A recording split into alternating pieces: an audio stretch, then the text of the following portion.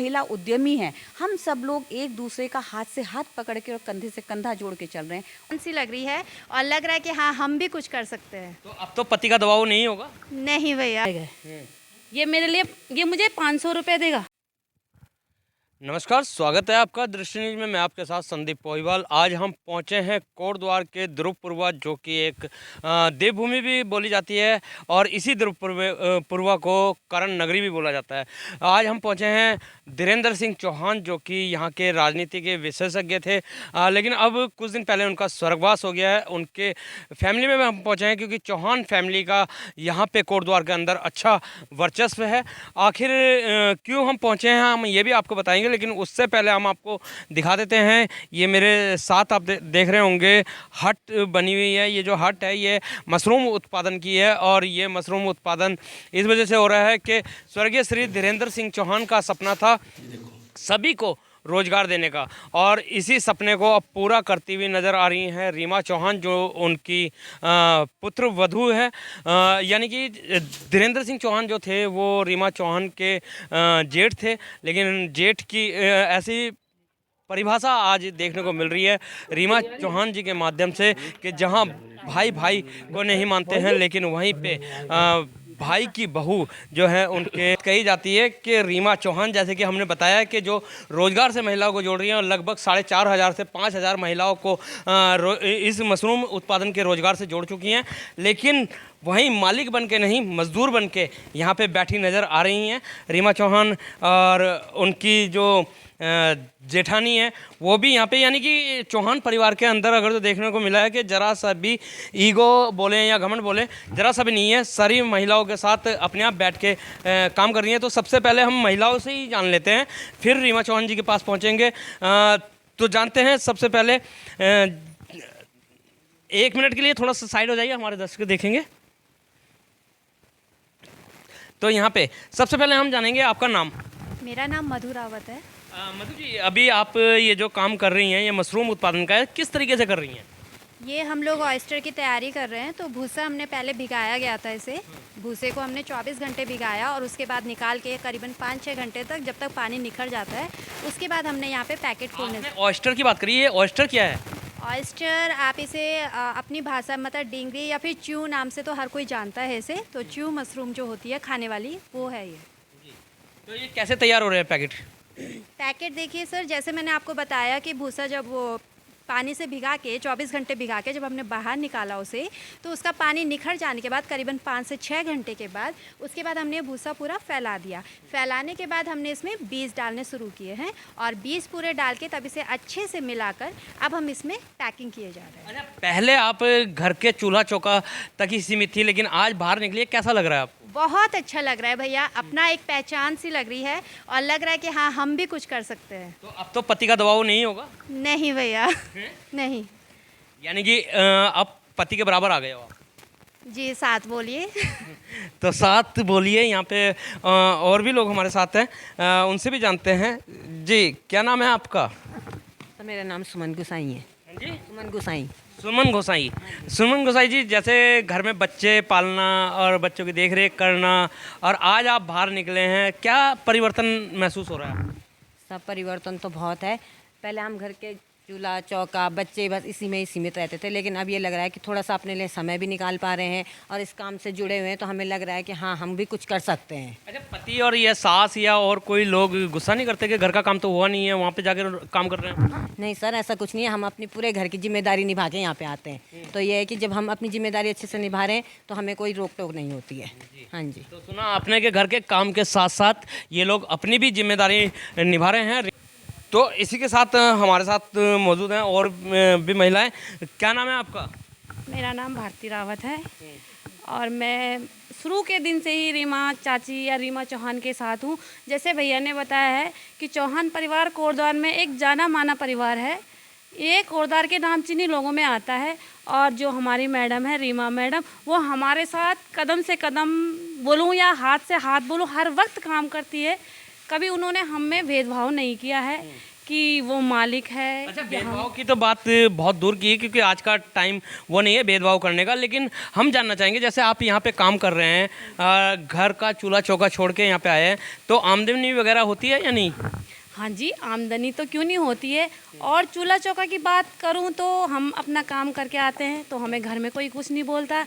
और आमदनी तो बहुत अच्छी है, क्योंकि इसमें अर्निंग काफ़ी अच्छी होती है। किस तरीके से? मतलब जैसे ये बैग है, इसमें लागत है, ये 2 किलो का बैग है, ये 60 रुपए का बैग है, और इसमें 2 से 2.5 किलो मशरूम निकलेगी अगर हम अच्छी से मेहनत करेंगे। मतलब ये अभी तैयारी पे 60 रुपए का बैग है? ये 60 रुपए का बैग है 2 किलो का। और अगर हम इसकी अच्छी देखभाल करेंगे, अच्छी मेहनत करेंगे इसमें, तो इसमें 2 और 2.5 किलो मशरूम निकलेगी। अब ये मशरूम मार्केट में 200 रुपये किलो के भाव से जा रही है, तो आप सोच सकते हैं कि 500 रुपये का बैग है। ये मेरे लिए, ये मुझे 500 रुपये देगा, यानी कि वन टाइम 500 रुपये देगा? हाँ हाँ। इसमें मतलब 3 बार फ्रूटिंग होगी, तो 3 बार में ये हमें 2.5 किलो के एवरेज में मशरूम देगा। यानी कि 3 बार में 1500 रुपये का एवरेज आएगा? नहीं नहीं, 3 बार में 2.5 किलो देगा, तो इसमें 500 का मशरूम आएगा। और ये इसकी लागत जो है वो 60 रुपये की है, और इसमें मुझे 500 रुपये मिलेंगे, तो सीधे सीधे अच्छी लागत है, अच्छी इनकम तो होती है। सुना आपने कि ये मुनाफा, डबल मुनाफा नहीं है बल्कि ट्रिपल चोपर मुनाफा है, कि जो ये 10 गुना मुनाफा, यानी कि पूरे 60 रुपये खर्च करके 440 रुपये का मुनाफा यहाँ पे आ रहा है एक बैग में। यानी कि एक बैग में 2.5 किलो मशरूम होती है, और बाज़ार की अगर पूछे तो 2.5 किलो मशरूम कम से कम 500 रुपये की जाती है। तो ये वाकई एक बहुत ही अच्छा व्यवसाय है। तो इसी के साथ हम मिलते हैं रीमा चौहान जी से, जानते हैं उनसे भी। जी नमस्कार रीमा जी। नमस्कार। रीमा जी, मशरूम उत्पादन तो ठीक है, लेकिन 4,500 से 5,000 लगभग महिलाएं आपके साथ जुड़ी हैं। किस तरीके से जोड़ा है इनको? इनको हमने पहले तब हमने इसकी शुरुआत की थी, हम घर घर गए, उनसे बात की, हमने उनको समझाया कि आप घर में रह के अपने बच्चों के साथ रह के आपको कहीं जाने की ज़रूरत नहीं है, आप घर में रह के अपना स्वरोजगार कर सकती हैं, अपने पैरों पर खड़ी हो सकती हैं और अपने परिवार की देखभाल करते हुए, क्योंकि हर किसी के घर में बच्चे होते हैं, बुज़ुर्ग होते हैं, माता पिता होते हैं, हर किसी की देखभाल करनी होती है। और हम जो महिलाएँ हैं, हमारे ऊपर परिवार की बहुत जिम्मेवारियां होती हैं, तो हमें उन जिम्मेवारियों को भी पूरा करना होता है और अपने आप को भी कहीं खड़ा करना होता है। तो फिर ये घर घर रह के महिला इसमें बहुत अच्छा कर सकती है। कहाँ से आपको ये जागृति मिली है, या प्रेरणा कह दें या सोच बोल दें, कहाँ से आपके अंदर ये सोच आई कि आप इस तरीके से महिला को रोजगार दें? यहाँ पे कोटद्वार में काफ़ी समय से काफ़ी लोग ये व्यवसाय कर रहे थे, तो मेरे से काफ़ी लोग मिले, तो उन्होंने बोला कि मैम हम मशरूम उगाते हैं। और सच जानिए तो मुझे मशरूम के बारे में कुछ पता नहीं था अभी से, आज से पहले। लेकिन हमने ये पिछले इस साल की जनवरी से हम लोगों ने शुरू किया इस पर काम करना। तो उन्होंने बोला मैम ये तो घर घर में हो सकता है। कैसे हो सकता है? कि इसकी ट्रेनिंग देनी पड़ेगी और कुछ ज़्यादा इतना कुछ नहीं है।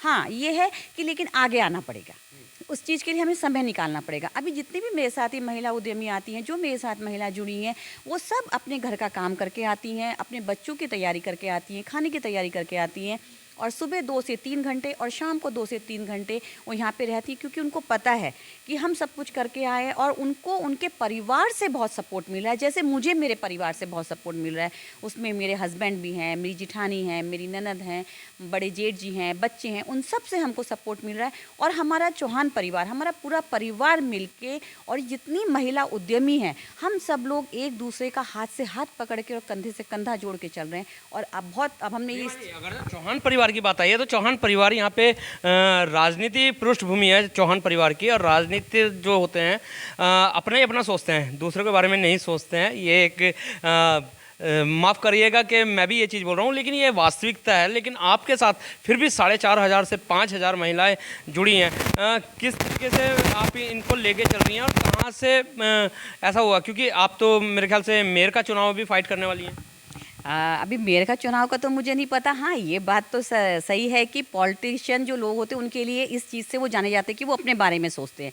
लेकिन मैं आपको बता दूं कि जो मेरे जेठ जी थे, स्वर्गीय धीरेन्द्र सिंह चौहान जी, वो 22 साल से उन्होंने इस कोटद्वार को अपने तन मन और धन से सींचा है। इस कोटद्वार में कोई भी व्यक्ति ऐसा नहीं होगा जो उनका नाम ना जानता हो और जो उन्हें पहचानता ना हो। तो वो एक संकल्प लेके चले थे कि मुझे अपने कोटद्वार के लिए कुछ करना है, यहाँ के स्वरोजगार के लिए कुछ करना है। जो उनका सपना था, हमारा परिवार उन्हीं का सपना लेके आगे बढ़ा है और उसी सोच के साथ हम आगे बढ़ रहे हैं। जो हमारी सोच है वो खाली अपने तक सीमित नहीं है, हमारी सोच पूरे कोटद्वार वासियों के लिए, यहाँ की महिलाओं के लिए। तो इसलिए जब महिलाओं को मैं गई, उनके घर मिली, उनसे मैंने बातचीत की, तो सब लोगों ने यही बोला कि नहीं, अगर चौहान परिवार इस काम को कर रहा है तो यहाँ पे कोई छल कपट नहीं होगा, क्योंकि हमारा परिवार एक कोटद्वार में एक, जैसे कि आपने बोला, नामचीन परिवार है और पॉलिटिकली हमारे सब लोग जानते हैं। तो सब ने यही कहा कि नहीं, अगर ये चौहान परिवार कुछ कर रहा है तो हमको यहाँ धोखा नहीं मिलेगा और हम इस काम को बहुत अच्छे से कर लेंगे। बहुत बहुत धन्यवाद हमारे साथ जुड़ने के लिए। तो सुना आपने, ये थी रीमा चौहान, जिनका कहना है कि एक संकल्प हमने लिया था और जो इनके जेठ थे धीरेन्द्र सिंह चौहान, उन्होंने संकल्प लिया था कि सभी को रोजगार मिले। तो इन्होंने अब रोजगार की, क्योंकि खुद महिलाएं हैं तो महिलाओं को लेके साथ चल रही हैं और 4,500 से 5,000, जैसे कि हमने पहले भी बोला है कि महिलाएं इनके साथ जुड़ चुकी हैं। ये खाली कोटद्वार में नहीं है बल्कि टिहरी, जोशीमठ, ऊपर पहाड़ में भी इनके साथ काफ़ी महिला जो हैं जुड़ चुकी हैं। तो इसी तरीके की खबरें लेके आते रहेंगे, आपको दिखाते रहेंगे कि इसी तरीके के जागरूक काम। जब तक के लिए दीजिए इजाज़त। जय हिंद, जय भारत, जय उत्तराखंड।